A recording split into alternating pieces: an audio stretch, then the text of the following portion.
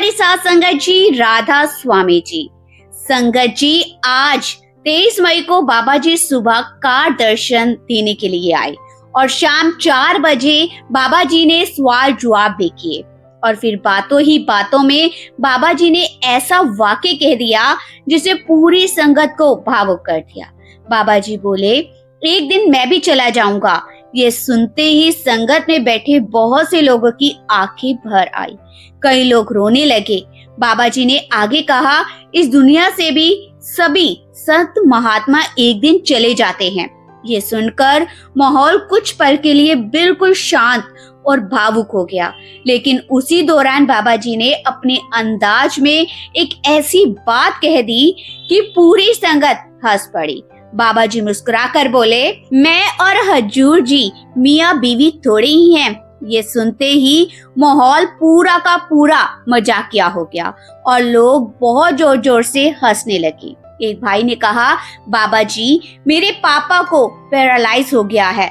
मेरी मम्मी सेवा पर नहीं आ पाती क्योंकि पापा को संभालना होता है, लेकिन आपके दर्शन के लिए बहुत तड़पती है।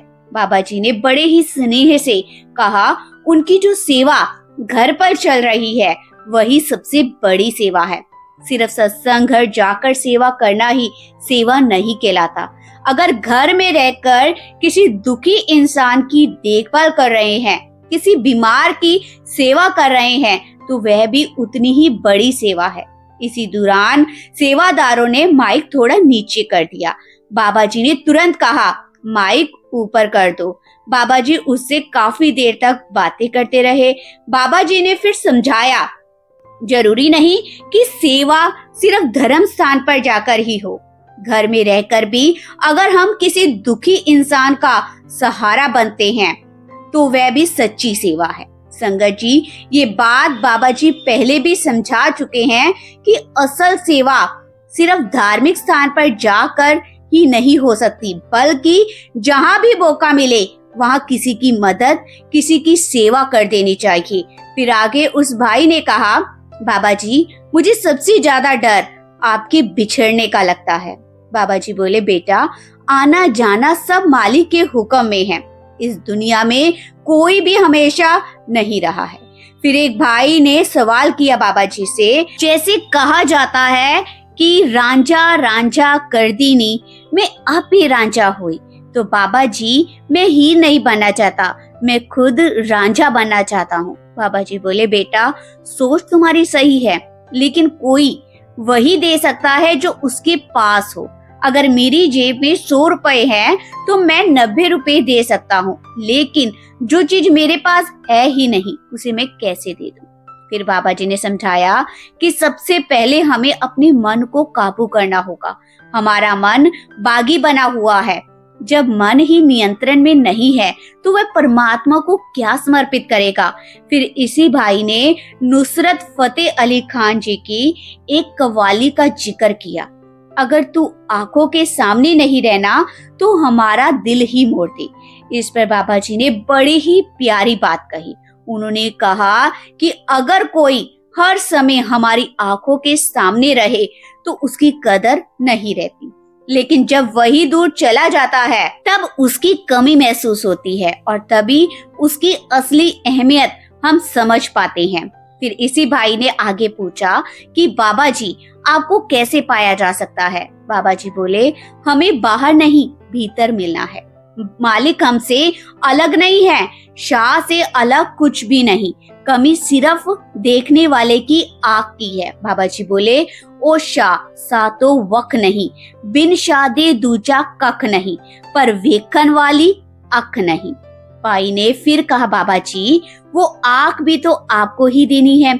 इस पर बाबा जी बहुत ही हंसते हुए बोले, गलत बाबा से पंगा ले लिया है, मैं कुछ नहीं करने वाला, सब कुछ तुम्हें ही करना है। जैसा ही बाबा जी ने ये कहा पूरी संगत जोर जोर से हंसने लगी। इसके बाद एक और भाई साहब ने कहा, बाबा जी हम सत्संग में भी आते हैं, सेवा भी करते हैं, लेकिन मन को शांति नहीं मिलती, मन बहुत ज्यादा भटकता है।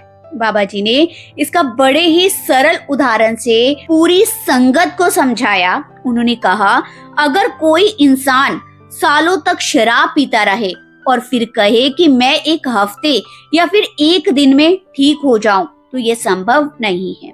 इसी तरह हम ना जाने कितने जन्मों से मालिक से दूर हैं। हमारा काम है मालिक की मौज में रहकर अपने कर्म करना। उसकी प्राप्ति भी तभी होगी जब उसकी रजा होगी, उसकी मौज होगी। इसके बाद एक बहन जी ने सवाल किया, बाबा जी मेरे घर वाले सत्संग में नहीं आते, उन्हें सत्संग से जोड़ दिया जाए और मेरी गरीबी भी दूर कर दी जाए। बाबा जी ने बहुत ही सहजता से उत्तर दिया, हमें दूसरों की सोच का सम्मान करना चाहिए, तभी दूसरे हमारी सोच का सम्मान करेंगे। फिर बाबा जी बोले, ये गरीबी भी मालिक की एक दात है। अमीरी में इंसान अक्सर मालिक को भूल जाता है। अगर मालिक ने हमें किसी परिस्थिति में रखा है तो उसमें भी उसका शुक्र अदा करना चाहिए। फिर एक व्यक्ति ने सवाल किया, बाबा जी हम दुनियादारी के काम भी करें या फिर सिमरन करें, क्योंकि जब दुनियावी काम करते हैं तो सिमरन नहीं हो पाता और दुनियावी काम नहीं करेंगे तो परिवार कैसे चलेगा। बाबा जी मुस्कुरा कर बोले, बेटा 24 घंटे बहुत होते हैं। इंसान की आदत होती है कि जब घर में होता है तो काम की चिंता करने लगता है और जब काम पर होता है तो ध्यान भजन सिमरन की तरफ चला जाता है। हमें एक टाइम टेबल बनाना चाहिए जिसमें 2.5 घंटे का समय भजन सिमरन के लिए होना चाहिए। दुनिया में रहते हुए भी हमें उस मकसद को नहीं भूलना चाहिए जिसके लिए हम इस दुनिया में आए हैं। उसी उद्देश्य को पूरा करना ही असली जीवन का मकसद है। फिर एक बहन ने बहुत भावुक होकर बोला, बाबा जी मुझे बहुत डर लगता है। बाबा जी ने पूछा, किस बात का डर लगता है? वे बोली, आपसे बात करते हुए मेरे हाथ कांप रहे हैं। बाबा जी हंसकर बोले, अगर कोई आदमी ये कहता है तो मैं मान भी लेता, लेकिन बीबियों को अपनी बात कहने में कब दिक्कत आती है। ये सुनते ही पूरा पंडाल ठहाकों से गूंज उठा। फिर उसी बहन ने कहा कि बाबा जी आप हमेशा हमारे साथ रहा करो। बाबा जी ने बहुत ही भावुक स्वर में कहा, बेटा यहाँ कौन हमेशा रहा है, एक दिन मैं भी चला जाऊंगा। इस संसार में जो आया है वो एक दिन जरूर जाएगा। हमें अपना रिश्ता मालिक परमात्मा के साथ जोड़ना है। मालिक के अलावा यहाँ सब कुछ अस्थायी है। जैसे ही बाबा जी ने ये कहा, पूरी की पूरी संगत भावुक हो गई। बहुत से लोग रोने लगे थे। इसके बाद एक बहन ने कहा कि बाबा जी आपने मेरी पर्ची निकाली, आपका बहुत बहुत शुक्र है। मैं बहुत समय से आपसे बात करना चाहती थी और आपने आज मौका दे दिया। फिर इस बहन ने अपना दुख पूरा व्यक्त करते हुए कहा कि बाबा जी मैं अकेली हूँ, मुझे कुछ नहीं चाहिए, मेरा तलाक हो चुका है। हम 5 बहनें हैं, 4 की शादी हो चुकी है और मेरा घर टूट गया। बाबा जी मुस्कुरा कर बोले, एक तरफ कहती हो कुछ नहीं चाहिए और दूसरी तरफ मांग भी रही हो। संगत हल्का सा मुस्कुरा उठी। फिर बाबा जी ने समझाया कि हमें मालिक के हुक्म में रहना सीखना चाहिए। हम गलत चीजों की मांग करते हैं, इसी कारण उलझे रहते हैं। हमें इन परखों में नहीं पड़ना। जैसा गुरु नानक देव जी ने कहा है, जो तिस पावे नानका साई गल चंकी, यानी कि जो मालिक को मंजूर है वही सबसे अच्छा है। वह बहन फिर बोली कि बाबा जी मन डगमगा जाता है। बाबा जी ने कहा, बेटा सोचो तो सही, मालिक ने हमें रहने के लिए छत दी है, खाने के लिए रोटी दी है, पहनने के लिए कपड़े दिए हैं, जीने के लिए सांसें दी हैं। इसके बाद जो कुछ भी है वे हमारी इच्छाएं हैं, हमारी जरूरत नहीं। हमें हर हाल में मालिक का शुक्रिया अदा करना चाहिए। दुनिया में ऐसे भी लोग हैं जिन्हें यह तक नहीं पता होता कि रात को उन्हें खाना मिलेगा या नहीं मिलेगा, लेकिन फिर भी वो चिंता नहीं करते। वो जानते हैं कि मालिक अपने आप इंतजाम कर देगा। फिर एक भाई ने कहा, बाबा जी नामदान के लिए मुझे 11 से 12 साल हो गए हैं, लेकिन अभी तक कुछ दिखाई नहीं दिया, मैं हार चुका हूँ। बाबा जी ने कहा, बेटा देखने की कोशिश मत करो, हमें तो सिर्फ आदेश माना है। महाराज जी भी फरमाते थे कि भजन सिमरन करते रहो, चाहे मन लगे या ना लगे, यही हमारा फर्ज है। फिर एक बहन बोली, बाबा जी मैं बहुत परेशान थी, मैंने एक लेटर लिखा था, फिर भी बात नहीं रही। मैं क्या करूं बाबा जी? तो बाबा जी मुस्कुरा कर बोले, एक और लेटर लिख दो। फिर इस बहन ने कहा कि मैंने सिर्फ चिट्ठी लिखी थी लेकिन भेजी नहीं थी। तो बाबा जी हंसते हुए कहा, फिर कहां से बात बन जानी थी? ये सुनकर संगत जोर जोर से हंसने लगी। फिर एक बहन ने बहुत ही भावुक होकर कहा, बाबा जी हमारा हाथ कभी मत छोड़ना। बाबा जी ने मजाकिया अंदाज में कहा, अब क्या मेरा यही काम रह गया है कि मैं बीबियों के हाथ पकड़कर बैठा रहूं? बस इस बुढ़ापे में मेरे पास और भी बहुत सारे काम हैं। इतना सुनते ही पूरी की पूरी संगत जोर से हंसने लगी। फिर बाबा जी बोले, मुझे तो खुद डर लगने लगता है, मैं तो चुप हो जाता हूँ।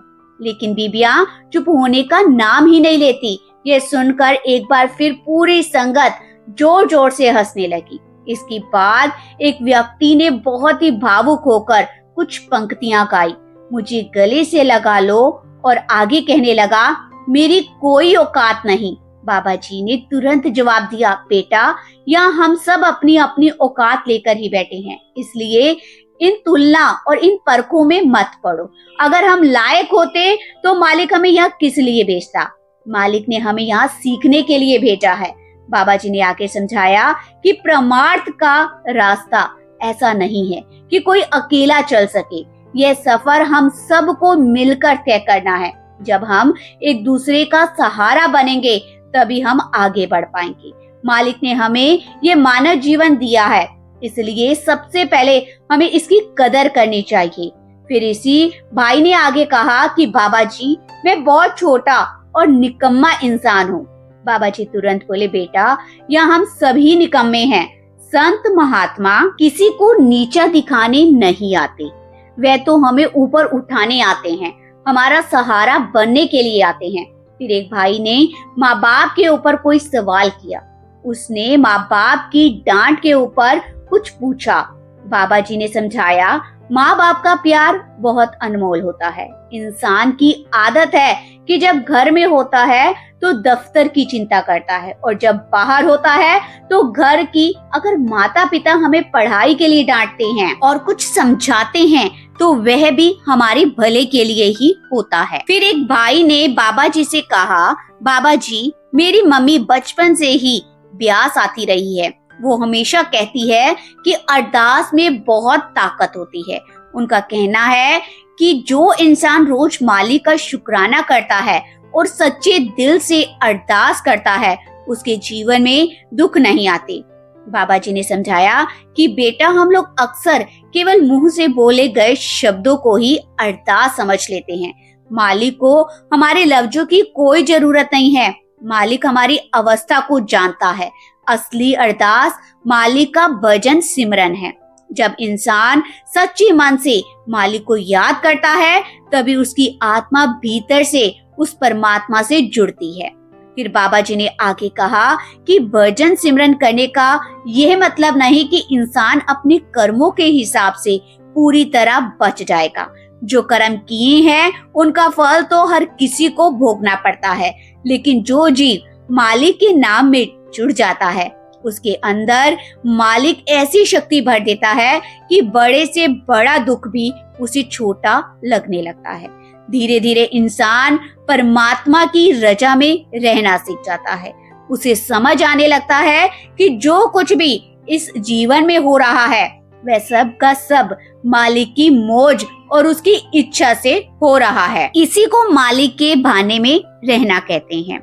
इसके बाद एक भाई ने पूछा कि बाबा जी कई बार इंसान पूरी मेहनत करता है फिर भी सफलता नहीं मिलती, तब बहुत निराश होने लगती है।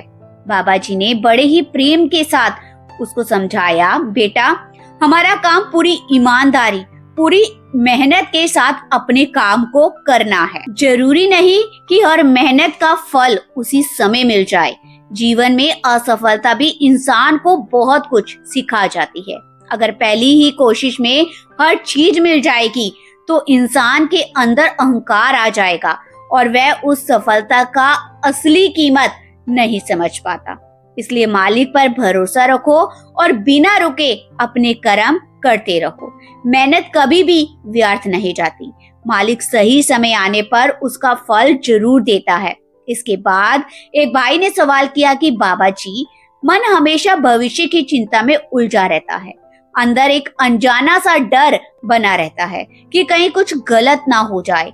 बाबा जी ने मुस्कुराकर जवाब दिया, बेटा, इंसान अपनी जिंदगी का आधा हिस्सा बीते हुए कल को याद करने में निकाल देता है और बाकी का आधा आने वाले कल की चिंता में।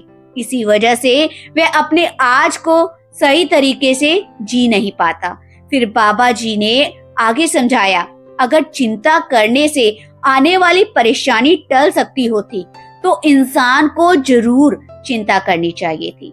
लेकिन हम सब जानते हैं कि जो मालिक ने लिख दिया है वह होकर ही रहेगा। चिंता करके इंसान केवल अपने शरीर को और अपने मन को कमजोर करता है, उससे और कुछ हासिल नहीं होता।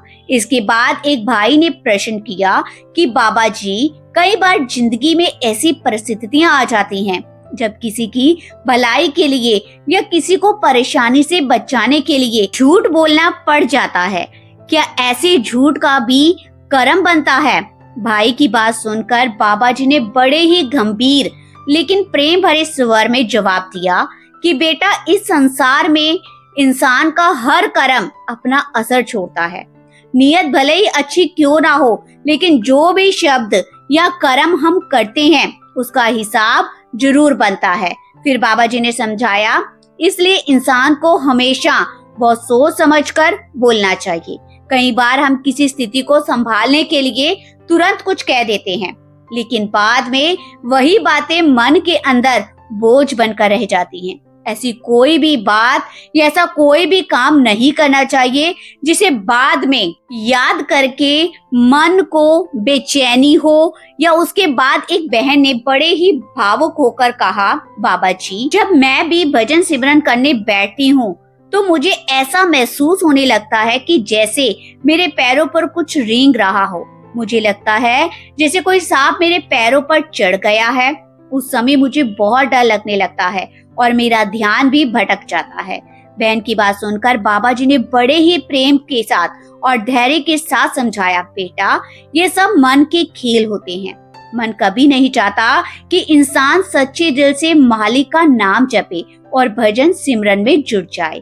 फिर बाबा जी ने आगे कहा, इसी वजह से मन इंसान को डराने के लिए तरह तरह के भ्रम, एहसास और डर पैदा करता है ताकि इंसान घबरा जाए और सिमरन छोड़कर उठ जाए। लेकिन ऐसे समय में डरने की जरूरत नहीं है। बाबा जी ने बहुत ही प्यार से समझाया, जब भी ऐसा महसूस हो तब और ज्यादा हिम्मत और विश्वास के साथ उस मालिक के नाम में जुड़ जाना चाहिए, क्योंकि मन जितना भटकाने की कोशिश करता है उतना ही इंसान को और मजबूती से भजन सिमरन में टिक जाना चाहिए। इसके बाद एक दूसरे भाई ने बाबा जी से कहा कि बाबा जी, मन में बार बार बहुत गलत और नकारात्मक विचार आने लगते हैं, चाहकर भी मन शांत नहीं रह पाता। बाबा जी ने बड़े ही प्रेम से समझाया कि बेटा, इंसान जैसी सोच अपने अंदर रखता है, धीरे धीरे उसका जीवन भी वैसा ही बनने लगता है। अगर मन हर वक्त, हर समय डर, बुरे विचार और नकारात्मक सोच में उलझा रहेगा तो वही चीजें उसकी दुनिया बन जाएगी। फिर बाबा जी ने कहा कि लेकिन जब इंसान अच्छा सोचना शुरू करता है, हर हाल में मुस्कुराना सीखता है और अपने अंदर सकारात्मक पॉजिटिव को जगह देता है, तब धीरे धीरे उसे जीवन की हर परिस्थिति बेहतर लगने लगती है।